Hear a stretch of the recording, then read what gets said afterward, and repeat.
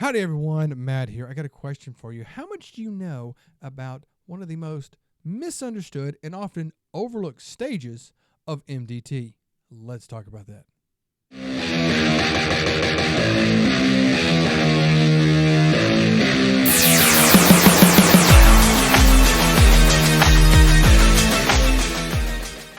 All right, everyone, let me introduce myself. My name is Matt. I am Matt the PT, coming at you with another video on another topic of something in the physical therapy world. And if you could do something for me, hit that subscribe button down below. I'd greatly appreciate it. And thank you all who have subscribed. But the most misunderstood, and like I said, overlooked stage of recovery with MDT. Now, MDT I am referencing as mechanical diagnosis and therapy, or the McKenzie approach, or McKenzie technique, or anything like that. And I am going to use MDT going forward. Now, I did that past video where I talked about exercising and moving and loading with doing MDT, and people were very curious about that. And I said, well, let me talk about something else that, like I said, people don't understand. And often it's just not talked about a whole lot. You don't really get to see it in the courses. So if you go take an MDT course, you don't really get to see it. And I'll talk about that here in a minute. And like I said, it's something where I believe people, because it's skipped, is what lead people to say, no, therapy didn't work or MDT doesn't work. So getting into this, there's 4 stages that will about recovery if you utilize MDT. First off is you want to reduce the symptoms. So that first stage, your patient is coming in with back pain. Coming in and said, I got this 8 out of 10 back pain. It goes down to my leg, to the back of my knee. You want to reduce those symptoms. So you want to get that pain centralized. I want to get that out of the leg. I want you to, take that intensity level down. That's what we want to do day one. And I tell every patient, the goal day one is to find something that helps you start to feel better. Second stage is that maintenance. So really, that's kind of a part of what we talked about last time. So that you got your pain feeling better. You're going back to doing things. You're exercising. You're going to the gym. You're living your life. And your pain is staying really, really good. Now, this third stage, this is the one that's overlooked. It's called recovery of function. So that's what Robin named it.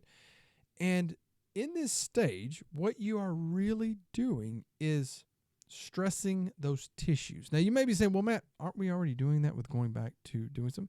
Yes, we are. However, with the recovery of function, we are often going to a in-range. We're going to in-range. A lot of change happens at in-range repeatedly over several days. So we're doing a lot of volume, a lot of repetition. We're we're stressing a lot of that tissue that was injured or that was causing the pain. We're really stressing that over a good period of time, and we're going to see what happens.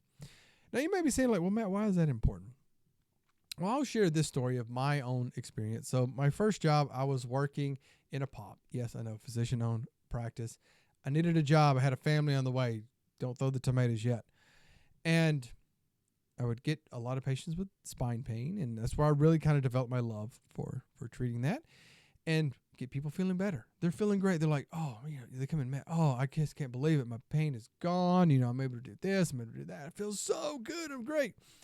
And I'd be like, cool, yeah, go out, live your life, have fun, do all this stuff. I'm here if you need me. Just call or, come by, whatever. Well, you set your chart in the discharge pile because you don't want to discharge them right away, or maybe you do. But often I like to wait, a little while just in case they come back for whatever reason. And then I would, within a few weeks start doing those discharges. And I would notice there were patients that were going back to the doctor. I could see the note because I'm reading through to see, when was the last day they were there or, anything. And I would see they would go back for the same condition. And instead of sending them back to therapy, they would be like, oh, well, therapy didn't work. We're going to do an injection or possibly schedule for surgery. Now, you may argue, well, that shows that therapy didn't work. That's what people say. Well, it shows that therapy didn't work. Okay. Here's the thing, really. It did work, okay? We skipped something. Like I said, we skipped this recovery of function. And I would liken that to, say, somebody wants to lose weight. Hey, I want to start losing weight. I need to lose weight. Okay, so you figure out their caloric needs and you put them in a 200 calorie a day deficit, so they're eating less. You have them start exercising 3 to 5 days a week, so at least the 30 minutes of vigorous or moderate exercise or whatever, and they're doing that. And so in, say, 2 weeks, they lose 5 pounds. But then they stop. Then they stop eating in a caloric deficit and they stop exercising. And then within a few weeks, they gain it back. So did the exercise and caloric deficit not work? No, it did work. They stopped doing something. So we can say, well, we possibly skipped something by teaching them, like how to eat, how to exercise. Really, that's kind of what this is. So you may be saying, well, Matt, good, great. You talked about it so much. Exactly what is it? So very briefly, in what it is that somebody comes in, they're feeling great. And they felt great for quite a, for several days, several visits. So people will tend to think like it's been like months. Maybe it may be months. It's very dependent upon the patient. But someone is saying, hey, I am feeling really, really good. And I'm, going back to the gym. I'm going back to work. I'm doing this stuff with my kids or this whatever. Okay. Let's take you to the end range of those things that were once painful or provocative. So if it's like neck pain or back pain, that's typically a flexion. So we're going to have somebody, okay, let's get your baseline, bend forward, you're going to assess the range of motion, test whatever baselines that you like to test. Now I want you to, flex. I really want you to really flex down, give yourself a little O pressure, with the neck, really come down, with the knees to the chest, really come in there. What do you feel? And then you're going to have them do that for several sets of 10. And I would say just because it's a nice, good, even number. 10's not a magical number. It's just nice and easy that people can remember. But they do that. And you reassess. What do you feel when you do that? And, most people, if they're getting better, they just kind of feel like, it's like a good little stretch. Cool. But if you do that and all of a sudden they stand up, then like, I kind of feel that in my leg a little bit. Or they lost motion. Now, all of a sudden, they can't turn their head very well. Maybe they can't bend forward quite. It kind of bothers me when I bend or when I extend. The tissue may not be healed up fully. They may not be ready. So, now, I will say, this often doesn't happen day one. Most people, I will say, it doesn't happen like that first day. That's where an important part of it. The time and repetition really come into play here. Because, again, you may have them do it 20, 30, 40, 50 times sitting in front of you, but they have no motion loss. They have no strength loss, no production of pain. But say they do that for 2 days in a row. Now, all of a sudden, they're going to make this like, yeah, my back's kind of starting to bother me a little bit. Oh, okay. And it's very easy to say, like, okay, you're just not healed up. And this is also, okay, let me backtrack a bit. They're saying, hey, I'm doing this. Okay, you can tell them, hey, you're just not healed up quite yet. You're not healed up. And you can just say, just go back, let's keep on our path of what we were doing. We're going to keep we're going to keep progressing. We're going to keep working. It just shows that there's a possibility, and that's what I want to say, a possibility, could be a possibility I hit the lotto tomorrow, but there's a possibility that if we stopped at this point, that you could flare back up. You could have an onset because, again, we spent 2 days doing this and it brought it on. So when you went back to your normal stuff, could you have triggered it? Now, the thing I was about to say was this also is an education. This is a teaching moment for patients. So, of course, with MDT, you're really empowering patients. Hey, you're able to make your symptoms go away. When you lay down and do your press-ups, for example, you get better. You feel that you get better. You are controlling your symptoms. And this can be a very good way for those patients to understand as well about where they are and what they do. That things like flare-ups or things are not dangerous, that they're not bad, that they're saying, hey, I'm still on that way of recovering. And so you can teach, and so part of it is telling them, I want you, after we assessed you, we've done this, I want you to do this at home. I want you to do it this often. It's going to be several times a day for several days. if you feel your pain, if you feel losses of motion, you get stiff, it's starting to get aggravating, stop. Go back to what we were doing. Call me, text me, email me, whatever. But, stop. Let's go back. Because it could show that you could possibly re-derange. And I'll share this story about it. Like when I was on my residency for the MDT, for the diploma, had a gentleman, he was in a car accident and he had come in, he was doing phenomenal, feeling so good. He was like doing everything he could do. He was playing with his kids and work and doing all this. But this crazy thing, if we extended him, if we started doing press ups, his big toe, that's what, L5? Hope it is L5. But we extended, we couldn't push it down. As soon as we started flexing him, soon as he'd do like 10, 20, 30 reps of knees to chest, take that big toe, boop, could push it down. As soon as he flipped over and extended it, strong again. But tell him, it's just not quite healed up yet. It's just not quite healed up yet. You're doing great. Keep up with doing the stuff at home.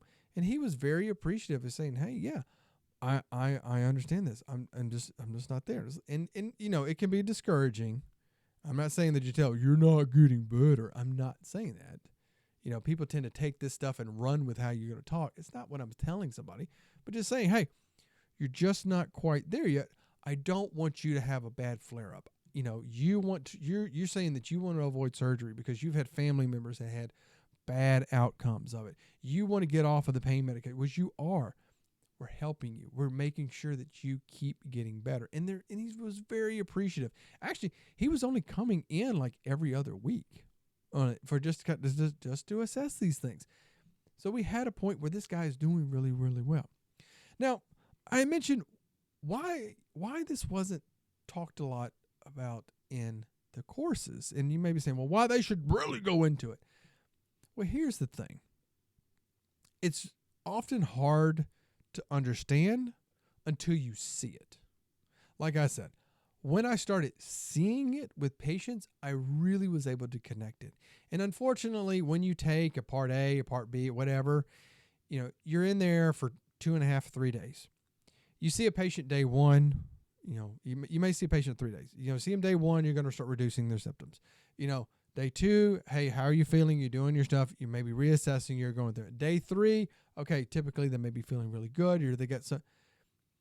It hasn't been a long enough period of time to really get to where they are healed up and that you can really start stressing and testing this with like repeated motions. Because most likely, I talked a little bit about tissue being like a little unstable and things like that. It's most likely like even if you get to day 3 and you start flexing them a whole lot, they're going to re-derange, as we would classify. Like, okay, they're going to have the problem's going to kind of come back. And I mean, you can almost guarantee that it comes back as soon as they start flexing. Also, you don't get to see them over that period of time. You're not coming back for 4 days. I can't see how you're doing. So often, like I said, they don't have it in the course.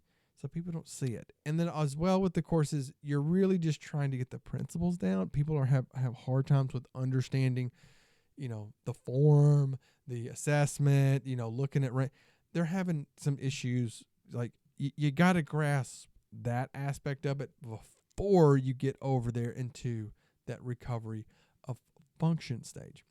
So like I said, it's often overlooked. It's often missed. And like I said, and people to say, look, well, it didn't work. Well, no, we didn't really test it.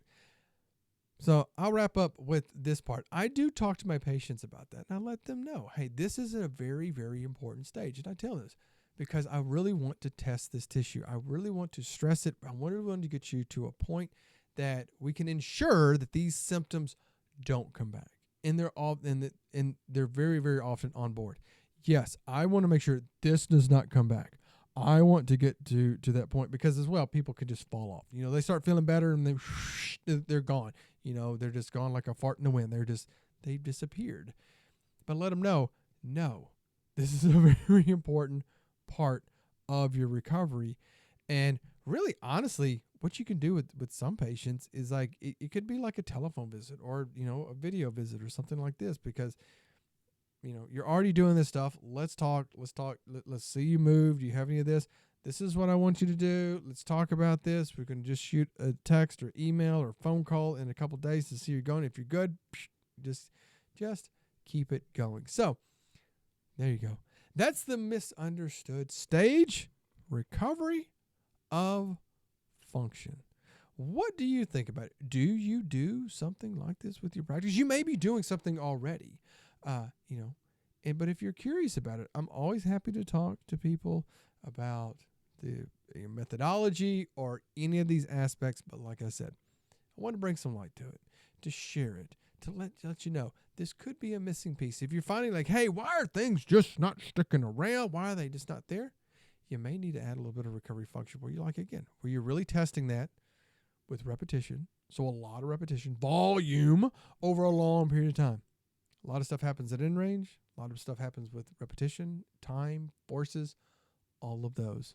So if you enjoyed the video, please hit that thumbs up button.